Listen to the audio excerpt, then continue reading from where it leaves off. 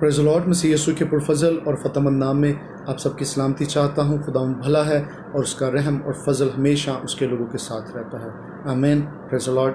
میرے عزیزو، آج ہم تھوڑے سے وقت کے لیے ایمان کے موضوع پر بات کریں گے، کیونکہ اس وقت دنیا کو جس چیز کی اشد ضرورت ہے وہ ایمان ہے، اور مسیحی ہوتے ہوئے یہ ہمارا فرض ہے کہ ہم اپنے ایمان کو ڈیمونسٹریٹ کریں، اپنے ایمان کو دکھائیں، تاکہ غیر قومیں بھی ہمارے ایمان کو جو خدا یسوع مسیح پر ہے جانیں، اور ان کے اندر بھی ایمان پیدا ہو اور وہ توبہ اور نجات کی طرف آ سکیں۔ تو ایمان کے بارے میں بائبل مقدس کیا فرماتی ہے؟ سب سے پہلے اگر آپ میرے ساتھ نکالیں پہلا کرنتھیوں اس کا 16واں باب اور اس کی 13ویں آیت، لکھا ہوا ہے، جاگتے رہو، ایمان میں قائم رہو، مردانگی کرو، مضبوط ہو۔ پریز لارڈ۔ تو سب سے پہلی چیز خدا ہم سے کیا چاہتا ہے، اس کی توقع کیا ہے؟ کہ آپ اپنے ایمان پر قائم رہیں۔ اسٹینڈ آن یور فیتھ، یہ ریکوائرمنٹ ہے خدا کی، اور کیسے بھی حالات کیوں نہ ہوں آپ کو اپنے ایمان کو نہیں چھوڑنا۔ اور جب آپ ایمان پر کھڑے رہنا چاہتے ہیں، اس کے لیے دو چیزیں جو کلام مقدس میں لکھی ہوئی ہیں جو بہت ضروری ہیں۔ پہلی چیز رومیو 11 باب اور اس کی 20ویں آیت کے اندر ہے، اچھا وہ تو بے ایمانی کے سبب سے توڑی گئی اور تو ایمان کے سبب سے قائم ہے، پس مغرور نہ ہو بلکہ خوف کر۔ تو پہلی چیز جو ہے وہ غرور نہیں ہونا چاہیے، اور اس کے برعکس کیا ہے کہ ہمارے اندر عاجزی اور انکساری ہونا چاہیے۔ تو اگر آپ اپنے ایمان پر کھڑے رہنا چاہیے تو ہمیں ہمبلنس، عاجزی اور انکساری اختیار کرنی چاہیے۔ دوسری چیز پہلے کرنتھیوں کے اندر ہی ہم دیکھتے ہیں، اس کے 10ویں باب کے اندر اور اس کی آیت نمبر 12 کے اندر لکھی ہوئی ہے، پس جو کوئی اپنے آپ کو قائم سمجھتا ہے وہ خبردار رہے کہ گر نہ پڑے۔ تو دوسری احتیاط کیا ہے؟ اگر آپ سمجھتے ہیں کہ آپ اپنے ایمان پر قائم ہیں، کھڑے ہیں اپنے ایمان پر، تو احتیاط یہ کرنی ہے کہ کہیں آپ گر نہ پڑیں، کیونکہ ابلیس جو ہے وہ آزمائشوں میں ڈالتا ہے اور بہت ساروں کو وہ اپنے ایمان سے ڈاواڈول کر دیتا ہے۔ دنیا کے لالچ کی وجہ سے، خوف کی وجہ سے لوگ اپنے ایمان سے ہٹ جاتے ہیں۔ تو ایمان پر کھڑے رہنا یہ پہلی ریکوائرمنٹ ہے، یہ پہلی ہدایت ہے کلام مقدس کے اندر۔ دوسری چیز کہ خدا صرف جب آپ اپنے ایمان پر کھڑے ہو گئے ہیں تو خدا صرف یہ نہیں چاہتا کہ آپ کھڑے رہیں، بلکہ وہ کیا چاہتا ہے کہ آپ ایمان میں چلیں۔ پریز دی لارڈ۔ ایمان میں چلیں۔ دوسرا کرنتھیوں اس کا 5 باب اور اس کی آیت نمبر 7 کے اندر لکھا ہوا ہے، کیونکہ ہم ایمان پر چلتے ہیں نہ کہ آنکھوں دیکھے پر۔ پریز دی لارڈ۔ تو جب آپ ایک بار اپنے ایمان پر قائم ہو گئے ہیں، کھڑے ہو گئے ہیں، تو اب خدا چاہتا ہے کہ ایمان میں آگے بڑھیں۔ چلنے سے کیا مراد ہے؟ کہ اب ایمان کے درجات جو ہیں وہ بلند ہوتے جائیں، آپ کا ایمان مضبوط ہوتا جائے اور ایمان میں قوی ہوتے جائیں۔ تو چلنے کا لفظ ہے کہ ہم نے ایمان پر چلنا ہے، کھڑے رہنا ہے، اور ایمان پر کھڑے ہو گئے ہیں یعنی قائم ہو گئے ہیں، اور اس کے بعد ایمان میں چلنا ہے، آگے بڑھنا ہے۔ اور اس کے لیے کیا شرائط ہیں؟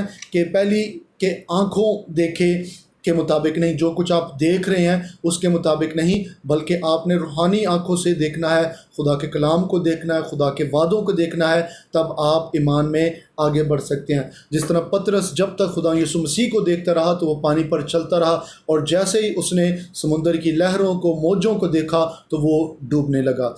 اور تیسری چیز کی طرف آگے بڑھتے ہیں، وہ کیا ہے؟ کہ خدا چاہتا ہے کہ آپ کھڑے ہو گئے ہیں ایمان پر، آپ نے چلنا شروع کر دیا ہے، تو اب خدا کیا چاہتا ہے؟ کہ اب آپ ایمان میں دوڑیں۔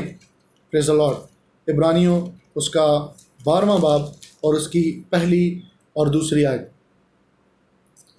پس جب کہ گواہوں کا ایسا بڑا بادل ہمیں گھیرے ہوئے ہے، تو آؤ ہم بھی ہر ایک بوجھ اور اس گناہ کو جو ہمیں آسانی سے الجھا لیتا ہے دور کر کے اس دوڑ میں صبر سے دوڑیں جو ہمیں درپیش ہے، اور ایمان کے بانی اور کامل کرنے والے یسوع کو تکتے رہیں، جس نے اس خوشی کے لیے جو اس کی نظروں کے سامنے تھی شرمندگی کی پرواہ نہ کر کے صلیب کا دکھ سہا اور خدا کے تخت کی دائنی طرف جا بیٹھا۔ تو تیسرا کیا ہے؟ کہ ہمیں خدا چاہتا ہے کہ دوڑیں، اور اس دوڑنے کے لیے جو ہے خدا یسوع مسیح ایمان کا بانی اور کامل کرنے والا ہے، اور وہ چاہتا ہے، وہ ہمیں زور دیتا ہے، ایمان کا بیج ہمارے اندر بوتا ہے اور اس کو کاملیت کی طرف لے کر جاتا ہے، کہ ہر ایک بوجھ کو، ہر ایک رکاوٹ کو آپ اپنے سامنے سے ہٹا دیں اور دوڑتے جائیں، ایمان میں دوڑتے جائیں، ठहरे ना रहें ताकि आप कामिल होते जाएं, जिस तरह खुदा यीशु मसीह के बारे में लिखा है कि उसने भी ऐसे ही किया। हर तरह की शर्मिंदगी को, किसी चीज़ की उसने परवाह नहीं की, बल्कि सलीब और लानती मौत उसने हमारी खातिर गवारा की, और उसके बाद उसको वो मकाम मिला कि वो बाप के दाहिनी तरफ, जहाँ जिस मकाम पर वो पहले भी तख्त नशीन था और जिसे छोड़ कर आया, वापस उस पर सरफराज हो गया। तो खुदा क्या चाहता है? आप ईमान पर खड़े हो जाएं और फिर ईमान पर चलें और फिर ईमान पर दौड़ें। और इसके साथ क्या करना है? उसके लिए अगर आप मेरे साथ निकालें 2 करंथियों 4 बाब, 2 करंथियों उसका 4 बाब और उसकी 13वीं आयत। और चूँकि हम में वही ईमान की रूह है, प्रेज़ द लॉर्ड, तो यीशु ईमान का बानी और कामिल करने वाला है। रूहुल कुद्दस आपके अंदर बस के इस ईमान का बीज बोता है और इसे आगे बढ़ाता है, जिसकी बाबत लिखा है कि मैं ईमान लाया और इसलिए बोला, बस हम भी ईमान लाए और इसी तरह बोलते हैं। Praise the Lord. तो मेरे अज़ीज़ों, चाहे आप ईमान पर जब खड़े हो गए हैं, ईमान पर चल रहे हैं, या आप दौड़ने की स्टेज में हैं, तीनों में से किसी भी स्टेज पर हैं, तो क्या चीज़ आपको पुख्ता रखेगी, मजबूत रखेगी? खुदा का रूह आपके अंदर है, तो आपने अपनी ज़ुबान से ईमान को बोलते रहना है।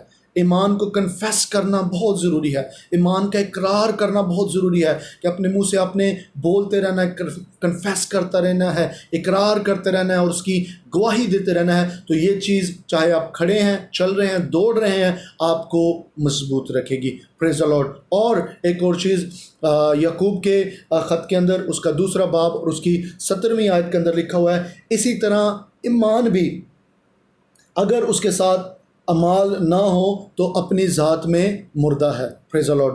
तो अगर आप कहते हैं कि आपके अंदर ईमान है और ईमान पर खड़े हैं, या चल रहे हैं, या दौड़ रहे हैं, और साथ साथ आप कन्फेशन कर रहे हैं, अपने मुंह से इकरार कर रहे हैं, लेकिन अगर अमाल नहीं है उसके साथ, तो आपका ईमान मुर्दा है। और दूसरी कौमों को और दूसरे लोगों को कैसे हम दिखा सकते हैं कि हम ईमान रखते हैं? बेशक आप अपने मुंह से इकरार तो कर रहे हैं, लेकिन उसके साथ साथ आपका अमल जो है, फेल जो है, वो आपके कौल के मुताबिक होना चाहिए। तो हमें उसी तरह के अमाल भी हमारे अंदर होने चाहिए। Praise the Lord. तो खुदा चाहता है आप ईमान पर खड़े हो जाएं, आप ईमान में चलें, आप ईमान में दौड़ें, ताकि आप ईमान में कामिल होते जाएं। Praise the Lord.